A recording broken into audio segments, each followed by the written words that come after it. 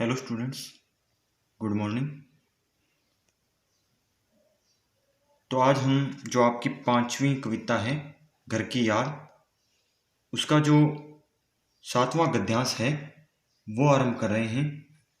7वें गद्यांश में कवि ने किस चीज़ का चित्रण किया है? 7वें गद्यांश में कवि जो किस प्रकार अपने परिवार का जो एक एक सदस्य है उनके विषय में लिख रहे हैं। कभी वो अपनी माँ के बारे में लिखते हैं, कभी अपने पिता के बारे में लिखते हैं। तो 7वें गद्यांश में कवि का जो भावुक हृदय है वो क्या है भी, जब माँ की जब बात उन्हें याद आती है या माँ के प्रति जो उनका भावुक हृदय है, उनके भावुक हृदय में जो माँ का कोई प्रसंग याद आता है, तो उस याद आने के बाद जो कवि है भवानी प्रसाद मिश्र वो अत्यंत अधीर हो उठते हैं या अत्यंत व्याकुल हो उठते हैं, और उस समय वो ये शब्द कहते हैं। तो क्या कहते हैं? और माँ ने कहा होगा दुख कितना बहा होगा, आंख में किस लिए पानी, वहां अच्छा है भवानी। भवानी यानी खुद कवि के लिए, भवानी प्रसाद मिश्र के लिए। तो जब यहाँ कवि कहते हैं भी, कवि ने बताया भी पिताजी मेरी याद आने पर कहें भी निश्चित रूप से रो पड़े होंगे, और तब कहें भी मेरी माँ ने कहा होगा, और माँ ने कहा होगा तब, और माँ ने कहा होगा दुख कितना बहा होगा, तब मेरी माँ ने क्या है भी मेरी याद आने पर वो निश्चित रूप से रो पड़े होंगे मेरे पिता, और उनकी आंखों में आंसू देखकर उन्हें समझाते हुए क्या कहा होगा भी, मेरी माँ ने मेरे पिता को क्या कहा होगा, आंख में किस लिए पानी, वहाँ अच्छा है भवानी। भी आपकी आंखों में ये आंसू क्यों हैं? भी आपका जो बेटा भवानी है वो कारावास में क्या है भी बिल्कुल अच्छा होगा। वह तुम्हारा मन समझकर और अपनापन समझकर गया है सो ठीक है, यह तुम्हारी लीक है। लीक का अर्थ है मर्यादा, या मर्यादा ही कह सकते हैं या परंपरा कह सकते हैं।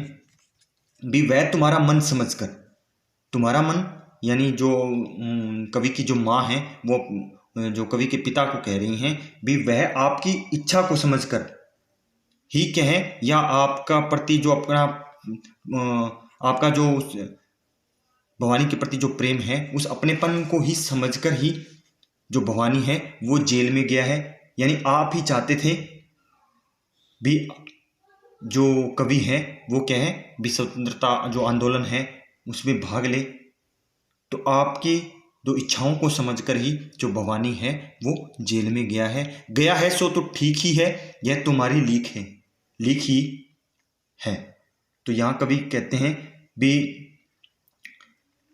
जो कवि जेल में गया है वो क्या है बिल्कुल ठीक है, और यह आपकी परंपरा के अनुसार है, आपकी मर्यादा के अनुसार है भी, आप भी क्या हैं यही चाहते थे। तो ये आपका गद्यांश 7 है। आगे हैं इस पद्यांश पर,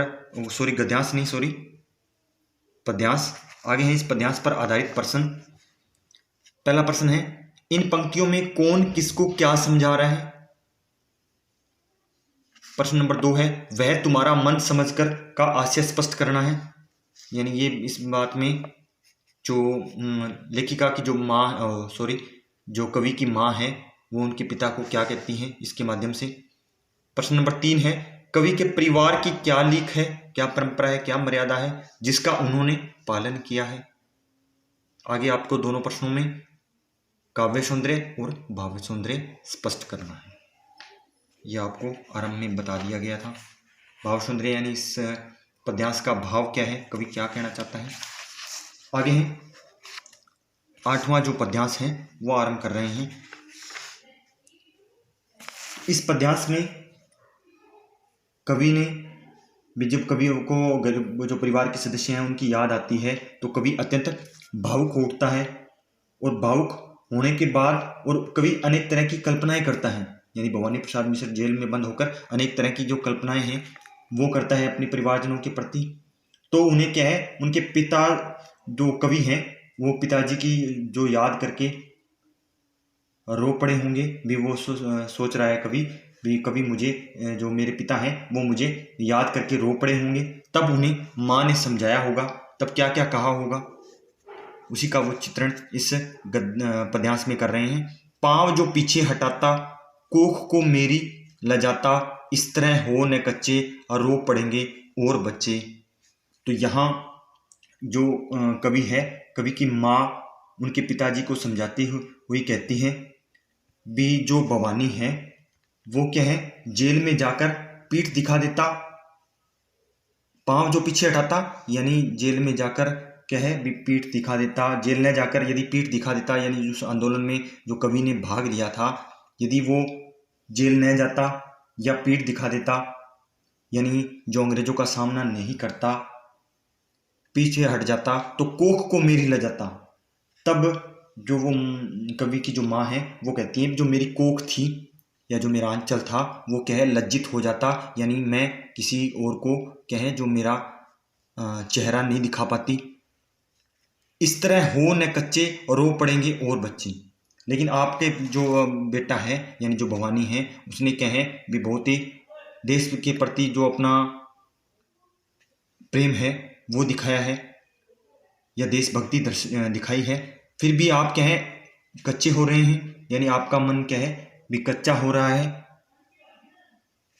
रो पड़ेंगे और बच्चे, यदि आप इस तरह ही क्या है भी अपने आंसू नहीं रोक पाएंगे तो और जो बच्चे हैं वो क्या है अत्यंत दुखी हो जाएंगे, या वो बच्चे भी क्या है आपको इस तरह, आपको इस दुर्बल देखकर या इस तरह कच्चे देखकर, कमजोर देखकर उनके मन में भी जो दुख है वो व्याप्त हो जाएगा। पिताजी ने कहा होगा हाय कितना सहा होगा, कहाँ मैं रोता कहाँ हूँ, धीर में खोता कहाँ हूँ। धीर का अर्थ है धैर्य। तब पिताजी ने क्या कहा होगा, हाय कितना सहा होगा। तब वो कहते हैं भी माँ की जो बातें सुनकर मेरे पिताजी ने क्या है भी कहा होगा कि हाय, क्या कहा होगा भी मैं किस प्रकार रो रहा हूँ, भी मैं कहाँ रो रहा हूँ, कहाँ मैं रोता कहाँ हूँ, भी मैं क्या है भी रो कहाँ रहा हूँ, मैं तो जो उसका दुख है उसको सह रहा हूँ। धीर मैं खोता कहाँ हूँ, भी मैं तो क्या है भी जो मेरा धैर्य है मैं उसको कहाँ खो रहा हूँ, खो नहीं रहा हूँ। अर्थात जो उनके जो कवि के पिता हैं उनका जो हृदय है वो बहुत ही कोमल है। वे ऊपर से तो क्या है भी अपने आंसू को रोकने का प्रयास करते हैं, किंतु उनके हृदय में जो कवि के जेल जाने का जो दुख है वो क्या है बार बार उन्हें दुखित कर रहा है, जिसके कारण उनके जो आंसू हैं वो बह रहे हैं। इसलिए वो कहते हैं भी मैं जो मेरा धैर्य है वो मैं नहीं खो रहा हूँ। आगे हैं इस पद्यांश पर आधारित प्रश्न पद्यांश जो 8वां है आपका। पहला प्रश्न क्या है, कोक को लजाना का अर्थ स्पष्ट कीजिए। ये एक मुहावरा भी है, कोक को लजाना यानी माँ को लज्जित करना कह सकते हैं। प्रश्न नंबर 2, कवि की माँ की बात सुनकर उसके पिताजी ने उन्हें क्या कहा होगा। कवि की जब माँ की बात सुनी होगी उनके पिता ने तब उन्होंने क्या कहा होगा। इस पद्यांश में किसके मध्य संवाद यानी बातचीत चल रही है। आगे इस पद्यांश का आपको काव्य सौंदर्य और भाव सौंदर्य स्पष्ट करना है। आगे है पद्यांश 9। तो पद्यांश 9 में जो कवि हैं वो क्या है भाई सावन को संबोधित कर रहा है, यानी सावन का मानवीकरण कर रहा है। सावन को किस तरह संबोधित कर रहा है भी, किस तरह जो सारी रात जो वर्षा है वो वर्षा है वो हो रही है, और जो कवि हैं वो कारावास में रहते हुए उन्होंने अपने पिता के विषय में जो चिंता है वो व्यक्त की है, या अपने परिवारजनों के प्रति जो चिंता है वो व्यक्त की है। सावन को मानवीकरण करते हुए जो कवि हैं भवानी प्रसाद मिश्र वो क्या कहते हैं, हे सजीले हरे सावन, हे कि मेरे पुण्य पावन, तुम बरस लो वे न बरसें, पांचवे को वे न तरसें। सजीले का अर्थ तो है सजा हुआ या सुंदर। हरे सावन, सावन का जो महीना होता है। मेरे पुण्य पवित्र, पुण्य पावन, पावन का अर्थ होता है पवित्र, पुण्य यानी जो कार्य। तुम बरस लो वे न बरसें, पांचवा किसको कहा गया है, यानी जो भवानी प्रसाद मिश्र है उनको पांचवा वो खुद को संबोधित कर रहे हैं।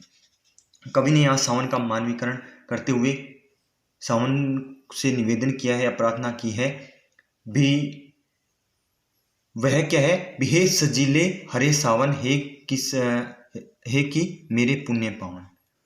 तब वो यहाँ सावन को संबोधित करते हुए कहते हैं भी उसके घर की जो कुशलता है या उसकी जो खुशी है घर के, जो वो समाचार लाकर उसे दे। कभी यहाँ सावन को संबोधित करते हुए कहता है भी, हे सुंदर हरे भरे सावन, तुम तो कहें भी जो मेरे पवित्र जो पुण्य हैं या पवित्र जो कार्य हैं उनकी भांति हो। आगे वो कहते हैं, तुम बरस लो वे न बरसे, पांचवे को वे न तरसे। वो सावन को संबोधित करते हुए कवि कह रहा है भी, हे सावन के महीने भी आप बरस लें, भी आप वर्षा के रूप में चाहे कितना भी बरसते रहे, बरस लें, पांचवे को वे न तरसे, तो किंतु जो मेरे परिवार जो जन हैं वो क्या है, यानी वो मेरे लिए बिल्कुल भी न तरसें या बिल्कुल ही वो मेरे बारे में सोचकर जो अपने आंसू हैं वो ना बहाएं या मेरे लिए ना तरसें। मैं मजे में हूँ सही है, घर नहीं हूँ बस यही है, किंतु यह बस बड़ा बस है, इसी बस से सब वीरस है। वीरस का अर्थ होता है फीका, बस का अर्थ है विवस्था। तो यहाँ कवि क्या कहते हैं भी, मैं यहाँ कारावास में हूँ, मैं यहाँ बिल्कुल मजे में हूँ, आनंद में हूँ, घर नहीं हूँ बस यही है। हालांकि क्या है भी, मैं घर नहीं हूँ लेकिन यहाँ मैं क्या है भी बिल्कुल खुश हूँ। सावन को कहता है भी, आप मेरे घर वालों को जाकर ये कहना भी मैं यहाँ बिल्कुल आनंद में हूँ, घर में नहीं हूँ लेकिन यहाँ पूर्ण रूप से मैं खुश हूँ, किंतु यह बड़ा बस है, इसी बस में सब विरस है। लेकिन यहाँ कवि कहता है भी, किंतु तुझे देखकर भी, जो सावन को संबोधित करते हुए कहते हैं भी, मेरे लिए ये क्या है बड़ी ही व्यवस्था है, और इस व्यवस्था के कारण जो मेरे परिवारजन हैं वो क्या हैं बिल्कुल ही फीके हैं, या इसलिए मैं वहाँ पर नहीं हूँ, इसलिए मेरे परिवारजनों को सब कुछ वहाँ फीका फीका और आनंद रहित लग रहा है। तो यहाँ बस बड़ा बस यहाँ अनुप्रास अलंकार है। साथ में इस पूर्ण पद्यांश, दोनों पद्यांशों में जो मानवीकरण अलंकार का प्रयोग किया गया है, यानी सावन का मानवीकरण किया गया है। आगे हैं इस पद्यांश पर आधारित प्रश्न। पहला प्रश्न है, कवि ने सावन को सजीला और पुण्य पावन क्यों कहा है? सजीला यानी सजा हुआ, या उन्हें पुण्य पवित्र क्यों कहा है? प्रश्न नंबर 2 है, तुम बरस लो वे न बरसे का आशय स्पष्ट करना है। प्रश्न नंबर 3 है, कवि के लिए क्या और क्यों विरस है? क्या व्यवस्था है कवि की, या कवि को क्या है भी क्यों विरस? विरस का अर्थ है क्यों फीका फीका। प्रश्न नंबर 4 है, प्रस्तुत काव्यांश का आपको काव्य सौंदर्य स्पष्ट करना है और भाव सौंदर्य स्पष्ट करना है। तो इस तरह आपका होमवर्क यही रहेगा भी, इन तीनों पद्यांश पर आधारित जो प्रश्न है वो आपको इन पद्यांशों की जो व्याख्या है उसको अच्छी तरह समझकर इन प्रश्नों को फिर नोटबुक में लिखने हैं।